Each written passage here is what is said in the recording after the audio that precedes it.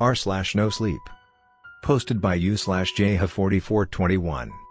I fell asleep at work. That was a huge mistake. I fell asleep at work a week ago. Usually, this isn't a big deal. I work at a biolab, and the job has a lot of downtime. I was currently tasked with a thermo experiment dealing with a new strain of the EA virus, common flu, and was attempting to study how temperature changes in the environment relate to population growth of the virus. I say new strain, but really, it's the seasonal virus. I'm a virologist, but the complex I work at relates to bioresearch of all different kinds of organisms. As an independent research firm, we're often given tasks by a third party and are rewarded based on our findings. Often the tasks I'm given follow a similar structure. I receive a viral culture, build the culture to a certain sample size, then present environmental challenges to said culture and discover how it reacts, and what kind of proteins are present in the surviving population. It sounds boring. It isn't. I absolutely love my job. Well, I used to, at least. I put my 2 weeks in today. I was relaxing in my office when one of my co-workers, Mary, knocked on my door. She was brand new to the job, but her warm smile was already infectious. "I brought you some coffee," she said, walking in just past the brink of the door. I turned around from my computer, giving her a faint grin as I took the coffee from her hand. "What are you working on?" "Temperature resistance of a new strain of EAV," I said. "Sounds sick," she said, winking. I admittedly gave a quick laugh, shaking my head. The culture I treated yesterday was displaying some very interesting properties. The ones that survived the heating process seemed to have a different genome from the others. I've been tracking this evolutionary process, of course, but it's almost as if the virus is undergoing a radical divergent evolution. The ones that survived are developing a new protein code, and their RNA is already showing significant adjustments compared to the parent batch. "That sounds exciting," she said. "Want to help?" I saw the light fade from her eyes and she turned down at the floor. "I actually just received a package I've been looking forward to this morning."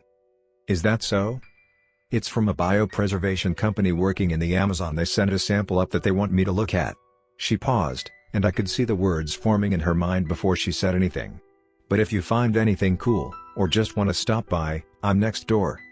"You'll be the first person I see if I find anything," I assured her. We both traded a smile, and she started towards the door.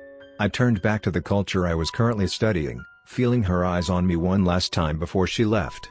The door closed behind me, and I could feel my heart beat heavily. I sighed. This was to be a routine day. I headed to the lab, sanitized, and got into my OS suit. The chill room had 4 different cultures in it: the parent culture and the 3 subcultures who were experiencing different temperature controls.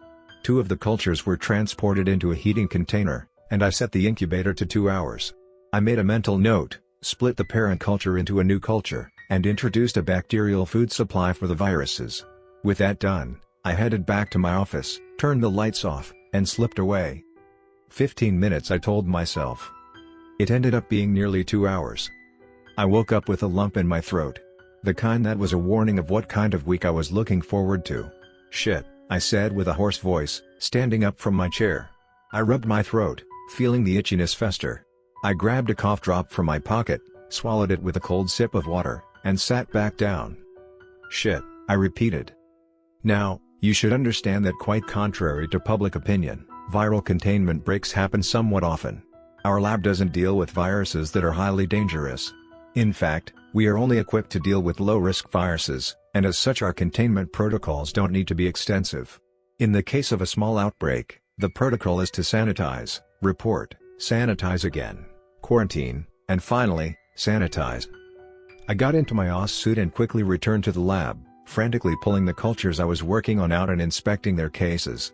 The freezer's sensors hadn't detected a leak, and the cultures had a population that lined up with their estimates. I did the same with the incubator, and again, no sign of a problem. I sighed a breath of relief. I extracted a small RNA sample from the culture. I could feel the cough drop working, but it wasn't long before the itchiness continued again.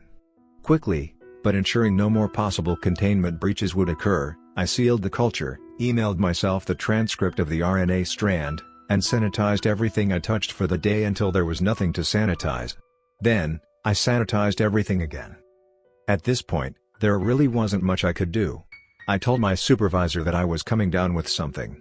He wished me good luck and told me to quarantine myself until symptoms resolve themselves, and if possible, procure a culture from phlegm or any other bodily ejections. I thought of the strand I had just been studying as I drove home.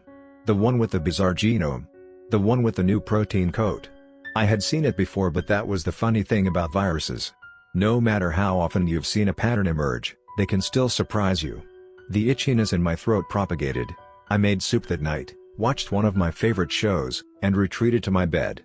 I stripped down and wrapped myself in a blanket as I began to feel the itchiness turn into a painful heat. I had developed a sore throat. It was supposed to be easy. The next morning, I woke with a crippling choke. The soreness had spread along my esophagus, and I could feel a sharp pain in my abdomen. I downed an Advil and spent the remainder of the day in bed, watching thin dark lines of shadow reflect off the backside of my overhead fan. By the next day, I could feel a strict fever and my hands were soaked with sweat. My vision was getting blurry and my head pounded with the drum of a furious disease. I moved to the kitchen, my hands wobbling as I grabbed a bowl and small bag of cereal.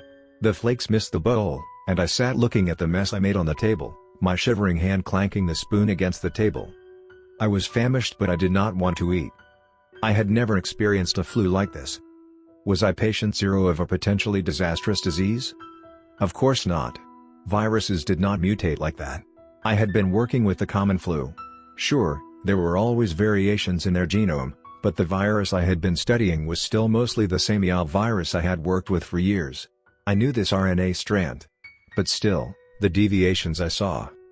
The pain in my abdomen was unbearable by the next day. I could barely open my eyes as sweat drained down my face. I was a wreck, and my body ached from every inch of nerve fiber. I stood, looking at the bright light with weak eyes, quickly retreating to my bed before a migraine could set in. So I laid in bed, continuing to fight with an invisible intruder. I tossed and turned and contorted and writhed, the pain in my stomach intensifying into a maddening crescendo. I told myself the next morning, I might die. The pain was so severe. My fever was flaring. My throat was intensely on fire and my abdomen was screaming. I was starving but knew no food would go down. I was thirsty but I couldn't drink. The illness only waned slightly in the evening, when the quiet hours of evening were interrupted by a surprising phone call. "Hello," I said, feeling the tightness in my head as the fever intensified. "Are you okay?" a soft voice said from the other side. I'm fine." I swung my legs over the side of my bed, the room spinning as I slowly let the walls reorient themselves. "I heard you came down with something, but I haven't heard from you." She paused, and I could feel nervousness turn to courage as she asked something I hadn't expected. "Do you want me to come over, maybe make you something?" It was Mary. For this brief moment, my symptoms waned. I didn't feel anything but a slight warmth in my heart, and I was emboldened so badly to say yes. "No." I coughed, laying my hand over my mouth. My hand was warm, and I pulled it back to reveal a piece of dark phlegm. My eyes lightened up in discomfort as I had realized I coughed up blood. "I don't want you catching. Whatever. I have." She paused, and I could sense the worry in her voice when she broke the silence. "Did you get contaminated?" I shook my head, the floor beginning to dizzy. I grabbed the crusted towel by my side, slinging it on my shoulder as I moved to the bathroom door slowly. "I work with a flu virus, it's not serious." "I want you to get better," she said. I slammed myself against the counter, looking shakily into the mirror. Yellow eyes looked back at me, and my skin was pale. My lips looked dry red as if I had been brought up from the dead.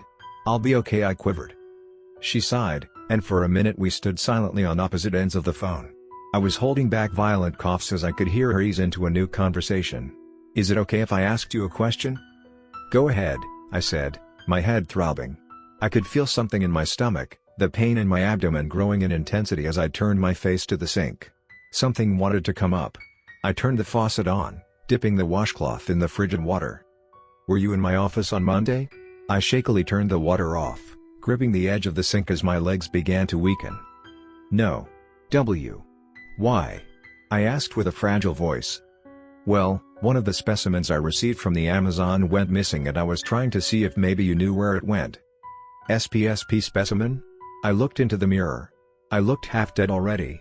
The feeling in my stomach was beginning to lurch. I was about to give in. It was a never-before-discovered species. A spider. My eyes bulged as something in my throat popped. I didn't have time, I dropped the phone as my hands grabbed the sink and I lurched into the bowl. I opened my mouth and a wave of fluid immediately left my throat. Vomit flooded out of my mouth and into the sink, and after what felt like an hour, I pulled myself up, wiping the edges of my mouth quickly with uncooperative hands. Hello? My eyes went down to the mess I had made. I could feel my tired heart accelerate violently as I took in what was in front of me. The fluid in front of me was alive. The sink bowl was bloody, the bottom lined with small chunks of flesh. From this mess, I could see movement. Hundreds of tiny, hairy legs scurried around in my sink. I could feel my stomach knot as I watched. They were bright red, their tiny legs scrapping what I had given up, their small mouths feeding off what I had now stained the sink with. I had thrown up a colony of spiders. And then I felt the legs in my throat, felt the movement in my stomach. I screamed, but this only invited another round, this time more fierce, as a dark liquid came out bringing along another wave of crawlers. There were unhatched eggs in this one, but many more that were struggling against the bloody barrage that painted my bathroom counter. I slipped back, falling against the floor, wiping my mouth as more arachnids emerged from my mouth. My voice was dry and my scream turned into a petrified cry as I could feel warm blood drip down my chin into my bare chest. 100 fleeing spiders crawled away, into the dark recesses of my home, out of the window, and down the drains. I brought my legs to my chest, swatting at whatever walked past me, my body lurching and violently shaking as a third wave tried to surface. I could feel my bowels contort and twist as I kept my mouth shut, a flurry of tiny feet scurrying past my lips. Tears scoured down my face as I spat into the toilet, the drops from my eyes wishing the nightmare away. I awoke the next morning in a bloody bathroom. The sink was covered in dry, dark red chunks. The toilet bowl was the color of dusk. The tile was littered with trail marks of red and the slain bodies of tiny spiders. The unhatched eggs that had emerged were still in good condition. I destroyed them with my boot. Beyond me, the room was devoid of life.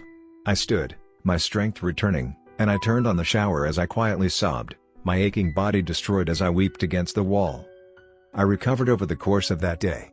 I ate, I sanitized, I drank, sanitized again, and I spent the next 5 hours re-sanitizing everything I touched. I didn't say anything to anyone. I had the flu. That was my story. Then, it dawned on me. I had released hundreds of these into the wild. They had hid and retreated, and there were countless now out on the prowl for their next victims. Victims who were asleep like I was. Victims who didn't know they existed. Victims who might wake up with a sore throat and call it a cold. Victims who would carry on with their lives, until they find themselves giving birth to 100 spiders in front of a mirror. I had done nothing to try and contain this. So I put my 2 weeks in. I'm not a virologist. A virologist would have tried to stop them from entering the world. I was too weak, too horrified. As a result, I have caused an outbreak of a new parasitic species. Mary was devastated when I told her I quit. I told her I couldn't explain my decision. I didn't want to burden her with the knowledge of what she did to me. I wished her well on her research. She told me she'd keep in touch, but I wasn't sure I would uphold my end. I drove home thinking about what had happened. I knew I needed to tell others, so I made this post. I packed my things and will be moving to a colder climate. And to this, I can only give a strict warning. If you see a blood red spider crawling in your house, kill it immediately. If you show symptoms of a flu-like disease, get tested. Make sure it really is viral. And if you ever find yourself in the situation I did, where you become the breeding ground of one of these abominations, plug your nose, aim for the toilet, and just get it over with as fast as you can. It's easier that way. I hope they don't infest the same person twice.